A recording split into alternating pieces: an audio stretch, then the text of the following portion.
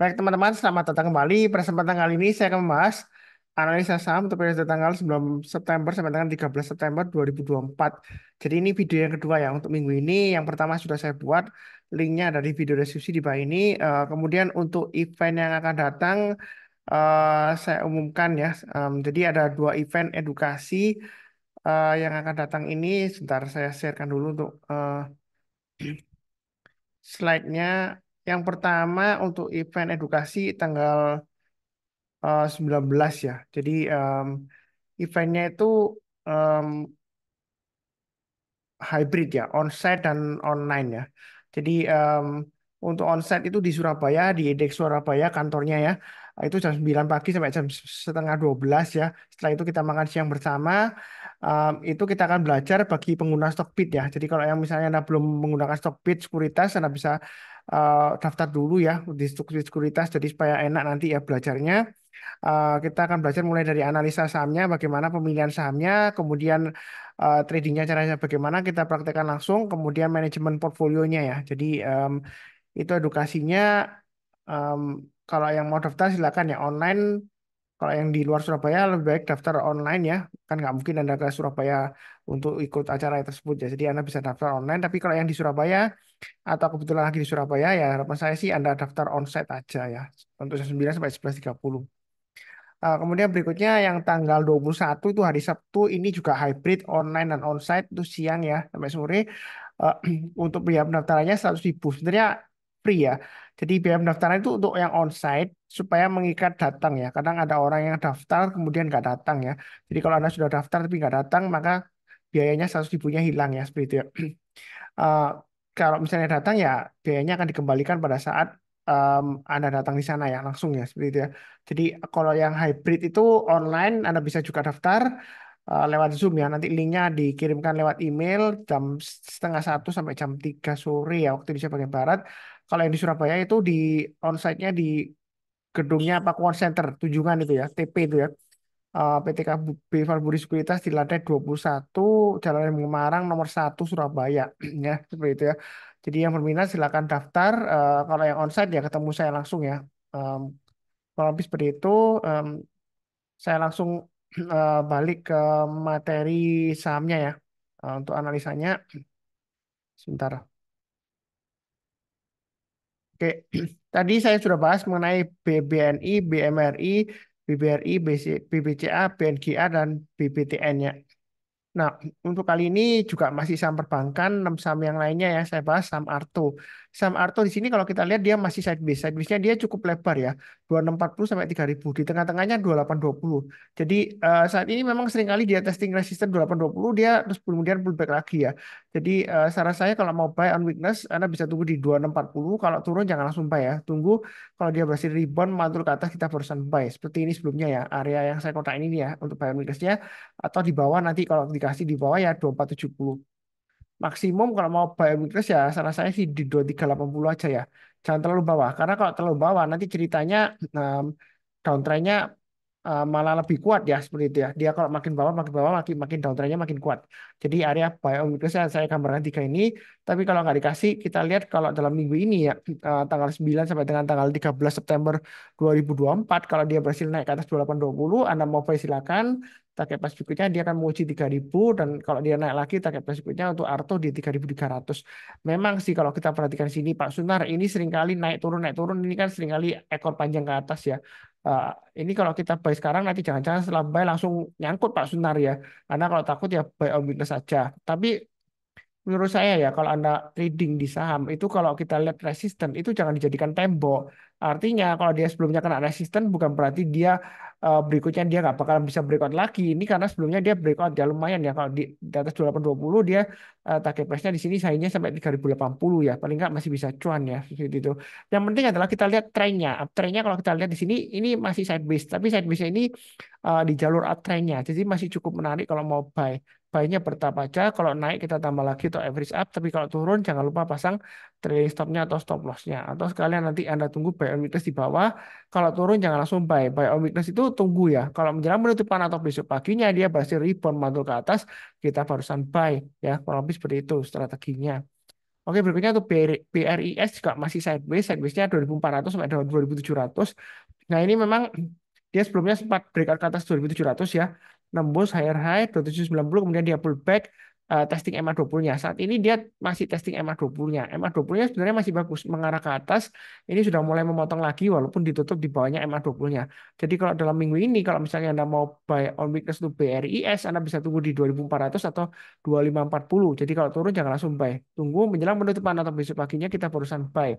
Nah, kalau nggak dikasih, kalau kita lihat kalau dia berhasil naik ke atas 2700, kita boleh buy, atau yang sudah punya boleh average up. Target price berikutnya dia akan menguji resisten di sini ada swing high-nya 2790. Naik ke atas 2790 Anda boleh buy, tambah lagi target price berikutnya di 3000 untuk BRIS. Jadi BRIS ini memang masih sideways. Kalau misalnya dekat resisten Anda nggak mau buy sekarang, ya tunggu aja buy di sekitar area 2400 atau 2290 di bawahnya. Kalau turun jangan langsung buy ya. Ini MA 200-nya di 2290 ya kurang lebih ya. Kalau turun jangan langsung buy, tunggu menjelang penutupan atau besok paginya kita barusan buy ya. Kurang lebih cukup. Berikutnya untuk PNBN. PNBN ini memang fluktuasinya tinggi sebelumnya ya, ekor panjang ke atas karena kata-katanya ada aksi korporasi akuisisi seperti itu ya. Tapi saya sih lupa ya aksi korporasi akuisisi apa. Tapi itu hanya berita aja ya, rumor ya. Nah, kalau kita lihat di sini untuk PNBN ini MA20-nya masih mengarah ke atas, harga sahamnya masih dari MA20-nya. Tapi ini kecenderungan masih testing area balik MA20-nya ya. Jadi mungkin kalau Anda mau buy, tunggu aja di sekitar area 1300 sampai 1345. Kalau turun jangan langsung buy. Tunggu kalau dia berhasil rebound mantul ke atas, kita barusan buy. Nah, kalau misalnya kita tunggu di buy on weakness di bawah di sekitar MA20 yang nggak dikasih, ya kalau dia berhasil naik ke atas 1425, ya kita boleh buy. Jadi buy high sell higher, atau sudah punya, kalau misalnya sudah punya di bawah, kalau mau tambah lagi average up boleh, breakout ke atas 1450, tambah lagi target price berikutnya 1525 dan 1615 ya. Ini swing high yang ekor panjang. Memang seringkali PNBN itu membentuk ekor panjang ke atas. Jadi jangan lupa, kalau Anda pasang automatic order buy, kemudian Anda langsung pasang automatic order untuk sell ya. Jadi pastikan Anda punya sekuritas yang bisa pasang automatic order sell walaupun masih belum punya sahamnya. Jadi nanti otomatis kalau sudah punya, Anda langsung dieksekusi. Kalau misalnya dia naik ekor panjang seperti ini, ya dia langsung bisa sell ya, tanpa harus mempunyai sahamnya. Anda bisa pasang duluan ya. Jadi siap siaga dulu. Kalau misalnya dia naik kemudian turun, ya Anda bisa sell ya, seperti itu ya. Nah, itulah memang ciri khasnya PNBN sering begitu ya. Ini juga sebelumnya seperti itu. Ekornya panjang ke atas ya, seperti itu ya. Nah, kalau ekor panjang ke atas kayak ini, seperti ini ya kita buy on weakness saja. Kalau dia naik ya kita pasang trailing stopnya, atau langsung pasang automatic order sell kalau kita mau pasang di sekitar area resistennya 1525 atau 1625, atau tengah-tengahnya 1565 di sini ya. Jadi kurang lebih untuk PNBN masih cukup menarik. Tunggu buy on weakness saja lebih baik ya, karena dia fluktuasinya lumayan tinggi di atas ya. Tunggu dia di sekitar area 1345 atau 1250, atau yang paling bawah ya 1150 sampai 1200. Ya kurang lebih seperti itu untuk PNBN. Berikutnya untuk BDMN ini masih sideways juga, sidewaysnya lama dan lemot ya, 2550 sampai 2700. Nah, ini kalau mau buy dekat dengan 2550 boleh buy ya. Atau mau buy sekarang boleh, memang dia masih di atas MA20-nya, MA20-nya masih mengarah ke atas, tapi ini masih sideways ya. Jadi buy-nya bertahap aja. Kalau dia breakout, ini ada resistennya di sini ya, swing high-nya di 2650. Breakout ke atas 2650, Anda boleh buy atau tambah lagi average up, naik ke atas 2700, tambah lagi target price berikutnya 2800, 2870, dan 3000-an. Itu untuk BDMN. Jadi untuk BDMS sejauh ini sih masih cukup bagus ya. Lebih cukup. Berikutnya untuk BTPS. BTPS kalau kita perhatikan MA20 masih mengarah ke atas, harga sahamnya masih di atas MA20-nya. Kalau kita lihat di sini untuk BTPS ini naik ke atas 1290 kita boleh buy, naik ke atas 1330 kita tambah lagi average up, target price berikutnya 1415, 1510. 1510 ini memang ada ekor panjang ke atas ya. Jadi kita buy-nya bertahap aja. Jangan lupa pasang trailing stop-nya. Jadi kalau dia naik ya, kemudian gagal ya, kalau kena trailing stop ya dia akan turun, langsung jual ya, seperti itu ya. Turun berarti dia kena trigger, dia akan jual ya. Ini untuk uptrendnya untuk BTPS masih cukup menarik. Memang BTPS ini menyebalkan ya. Ini sebelumnya saya sudah buy, ada profit, kemudian dia turun lagi, akhirnya kena stop loss ya, seperti itu ya. Karena memang naiknya masih belum tinggi banget ya. Nah, ini sudah mulai rebound lagi ke atas ya, seperti itu ya. Ya dinamika trading memang seperti itu. Kadang-kadang sudah buy, breakout, kemudian dia turun lagi, kena stop loss, naik lagi pas. Yang penting di sini aturannya masih cukup bagus. Kalau mau buyback silakan ya. Naik ke atas 1290 Anda buy, target price berikutnya 1415, 1510, dan 1570. memang di sini kalau kita lihat Pak Suntar 1290 kan resistennya gagal terus loh. Ini naik kemudian 2 3 hari dia gagal lagi masuk ke dalam ya. Di bawahnya 1290 lagi ini juga gagal. Ini juga sebelumnya dia berusaha naik kemudian gagal. Ya kita jangan terlalu kaku. Kalau sebelumnya 1 2 3 4 di sini gagal terus, bukan berarti kali ini kalau dia breakout ke atas 1290 dia bakalan turun lagi, belum tentu. Bisa saja dia akan lanjut naik terus. Yang penting kan kita lihat MA20 mengarah ke atas, harga sahamnya kalau masih di atas MA20-nya masih cukup bagus. Kalau misalnya kena stop loss, kemudian dia rebound mantul ke atas lagi, mau buyback silakan. Dinamika trading memang seperti itu, ya. Ya, kalau nggak mau kena stop loss, ya Anda investasi aja jangka panjang. Mungkin Anda bisa nahan loss sampai 10% atau 20% atau 30% kan kita nggak tahu. Ya, investor biasanya bisa nahan loss sampai 20% sampai 25% ya, seperti itu ya resikonya. Tapi kalau untuk trading mungkin paling banyak ya 10% aja atau optimalnya 8% lah maksimumnya seperti itu ya. Jadi kalau kita lihat yang penting fokus saja. Pasang trading stopnya, stop lossnya kalau naik kita tambah lagi atau average up. Ya, kurang lebih cukup.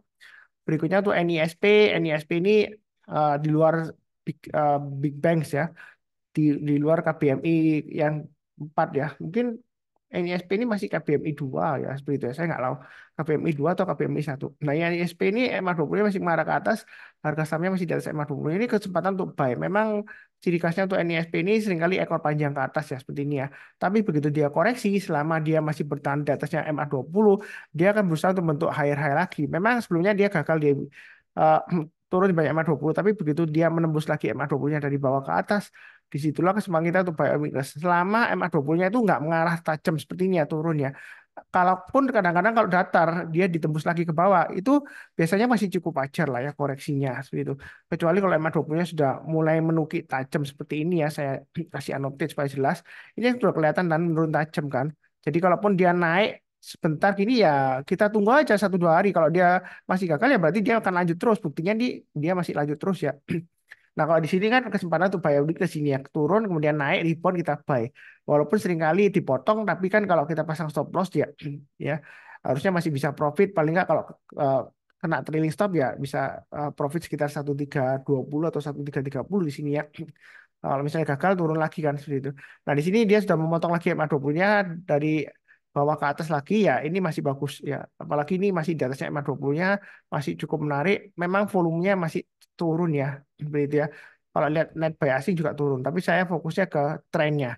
Selama trennya masih bagus, cara simpelnya MA20-nya masih mengarah ke atas, harga sahamnya masih di atas MA20-nya, ya untuk Bank ENSP ini masih bagus ya. Kalau mau buy saham perbankan yang di luar KBMI 3 dan KBMI 4. Mungkin KBMI 1 atau 2 NSP, saya nggak tahu ya. Yang tahu silakan tulis di kolom komentar. Kurang lebih cukup sekian. Jangan lupa nonton video yang lainnya. Di akhir video, izinkan saya mendoakan semuanya selalu sehat, damai, dan sejahtera selalu. Amin. Terima kasih banyak. Sekian. Tetap semangat.